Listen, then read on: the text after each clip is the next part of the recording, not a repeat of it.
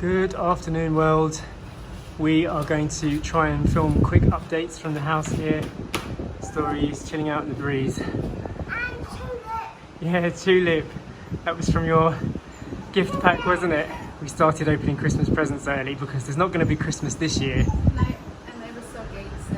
Yeah, needed to come out. Poppy's been in the palace because every time she comes out, she just runs out into the streets.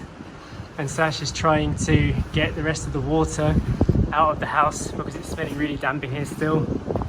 The window was a success from yesterday, it's still standing. The wood that I put in here went up nicely, I screwed it all in, but multiple screws all around the edge here. I can't believe that this whole thing went through. So this is now the second day after Typhoon Odette, or Typhoon Rai, and we're just working our way through the damage. The chainsaw guys came this morning and helped us to release the car from underneath the trees. Hello, Daddy. What are you doing? Trying to clear the leaves off of the car. As you can see, the spoiler's gone. It's kind of ready for a mission like that, isn't it? Almost. You know it's bad, isn't it? It's really bad. Outside on the road it is. It's too bad outside on the road. As you can see, all of the trees have fell down, haven't they? So bad. It's very bad that happened. I'm getting sweaty. I'm getting very sweaty. Biddy got a little bit squashed. Both the cars, I tested them both out, they are running. The motorbike got lucky. It was like protected underneath one of the tree branches, and we've just been trying to work out how to move forward from this. I mean, the devastation is everywhere. You can see how bad it is. We came over into this house yesterday just to check it out, but not to stay. So I'll show you what the deal is in here, because what we're going to do is we're going to get it into a livable state. So our some of the workers that come here that don't have a home anymore can use this house as somewhere to live, because the roof is still on, It's leaking a bit because the NEPA on the top has blown maybe 60% away, and there's a fair amount of water on the floor. But one of our friends that always comes here, Josephine, and helps us out and looks after the grounds, she showed us pictures of her house this morning, and she lives up near the airport, and it is devastated. Like the roof has been sucked off and everything is gone from the inside. So we told her, just come here, there's a roof, you and your husband, your kids, come here and stay in this house, and at the same time we can help each other. She can clear out some of the mess here, make it livable for her, and stay as long as she needs, because no one's in here and we need to start repairing. So just looking around at the damage that's been done, I'll show you the bedroom that we slept in when we stayed overnight here. So this is the main entry point for the water. You can see that most of the NEPA is opened up and blown this through, just messed up the walls, and there's a load of water on the floor. It's probably about, 3 inches deep on the other side of the bed, but pretty much still standing. Look, the windows here, these are big windows, and they survived. Both sides, both rooms. We've got some of stuff under here that needs clearing out, but it's a livable space that can be used by someone who needs it. So we're definitely doing that. Papang is working with the guys to try and reconnect the water supply, because we're without running water at the moment. And I don't know if you can see this here. This used to be where a big blue water tank was sitting. I'll show you where it is now, because it's no longer there anymore. I don't know how this happened, because this water tank was full up, and you can imagine how heavy a water tank would be that was sitting on here it is blown down the hill. It's over there. So it's managed to go all the way from here and roll down the hill and go down there. So you can see damage is not good. I mean, just look at this. The fact that you can see so much. This used to be dense jungle, and now I can see all the way to the road. It is absolutely crazy. So just here you can see is the road that we drive down, and the coconut guys, well, the chainsaw guys have been working to clear the road, so now we have access. Lucky Papung's car didn't get destroyed, and Butch actually drives and Biddy drives, so we've tested the vehicles. Repairs are needed, but the damage is definitely not as bad as I thought it was when I first saw the trees laying on them.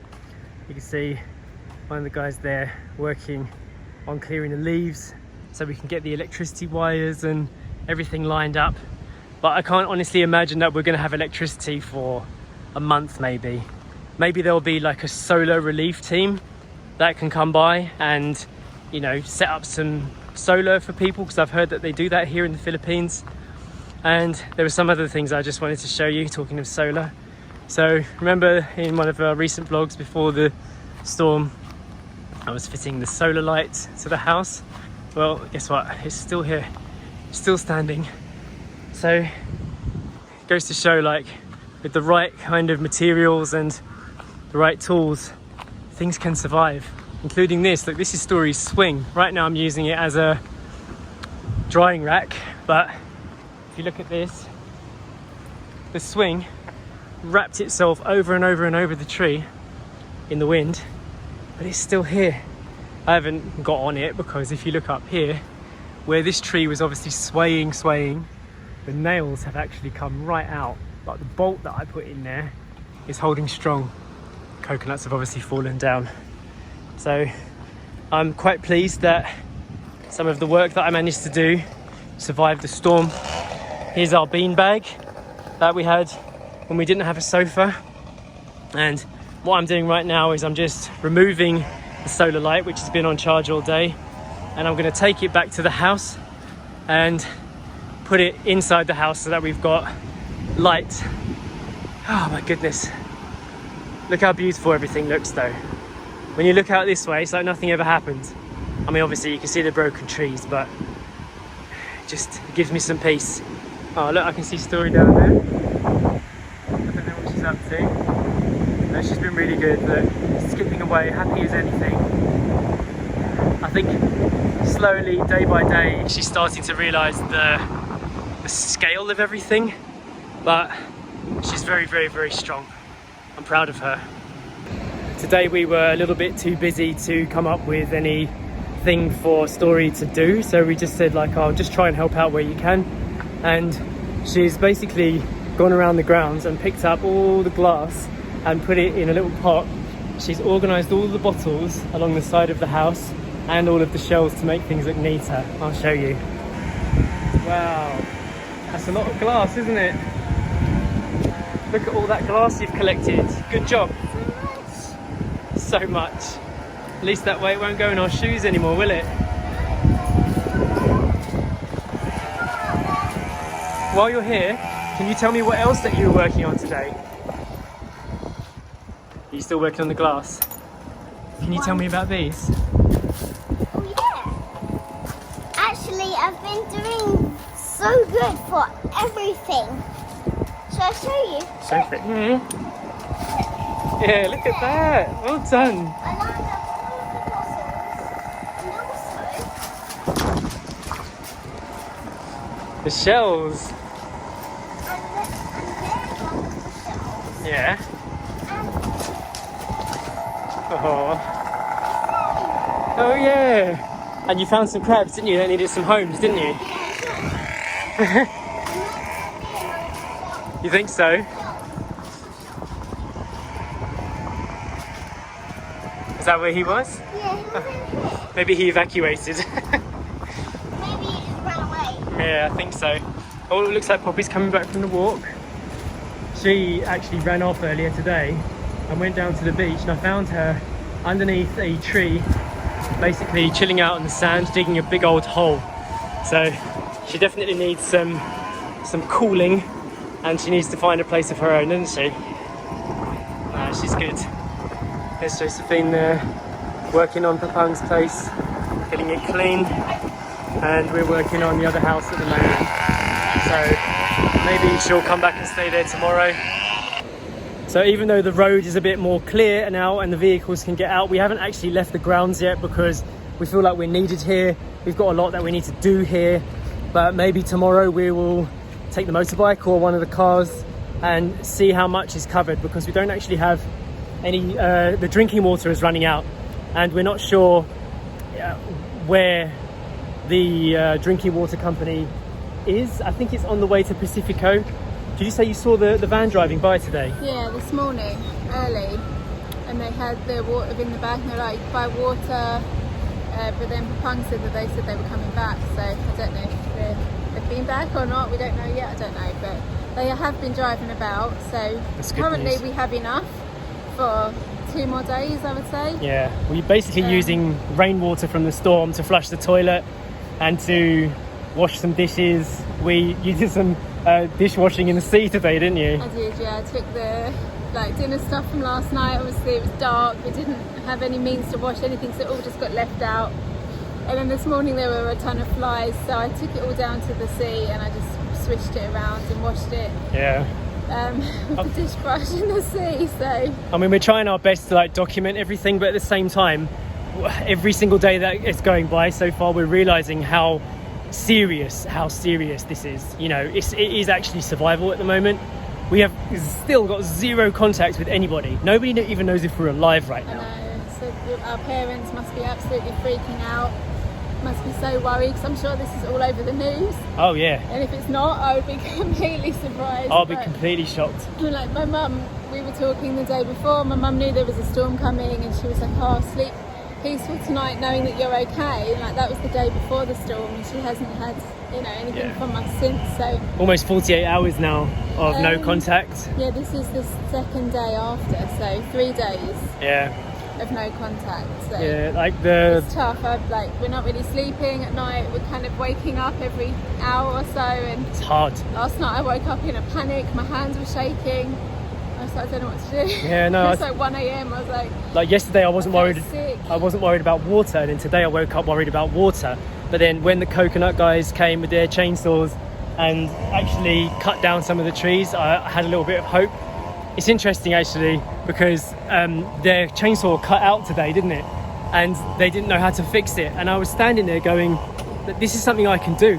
This is something I've been doing pretty much the whole time I've been here, which is fixing old engines. So I went out there with all the stuff that I've been accumulating from Biddy, and I was like, look, here's a box of wires, here's a box of tools and everything, let's do it, let's fix it. And I ended up fixing the chainsaw, and you can hear it running now. And it's the guy was like, it's dead, it's gone. I was like, no, it's not. It's show me where the carburetor is, I can fix this. This is what I do, So it's I'm not a mechanic, but this is what I do. And I felt useful, I felt like I'm able to, I don't know, this chainsaw's been running all day now. And they've cleared the road. They've done a amazing job clearing the land. We were all out there at 8 a.m. this morning, just chucking leaves to the side to try and clear the path, to get rid of the coconuts from the drive-in, I guess, so we could have access. And then we were collecting the drinkable ones as well, so we can drink the coconuts. Yeah, we've had a few coconuts today, which has been great. It's pure survival mode at the moment. We went out onto the road this morning. That's devastating, yeah. It's devastating, but the first thing, the first words that were spoken to me was a lady riding by on her motorbike, and she said, say thanks, you're alive, you're safe. And they were on their motorbike, driving by. I didn't have a chance to respond or anything, but just she smiled, waved and said, say thanks, you're okay, you're safe. Spread some hope. And I was just like, oh my God. I know, and also cry straight away, it was instant. When we look across the road and we look at all of the houses that have been obliterated, and then we think about how lucky we got. We broke one window, 2 windows, but I mean, we saved most of our stuff because we've got a strong roof over our heads. Yeah. And just when you look at other people's situations right now and you think, how are we going to recover from this? Where is Where will the end be? Honestly, I don't know. Story, I don't know either. how have you been feeling? Good. Yeah? I'm happy. You're still hopeful, yeah? Yeah. Story's been asking a lot about Christmas, and we've just been saying like we're not sure if Christmas is going to happen.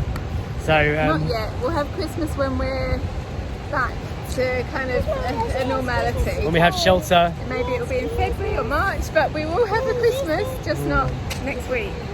Shelter and running water. Yeah? I'm glad you can still smile during all of this story. It's important. So we're gonna crack on again, get on with some work. I'm gonna put the solar light into our room and just get it ready. One final look at the beach before I end this video. No idea when these videos are gonna get published. We just have no clue. It seems like not really a priority, but at the same time, I just want to show what happened, what went down here in the Philippines after Typhoon Odette.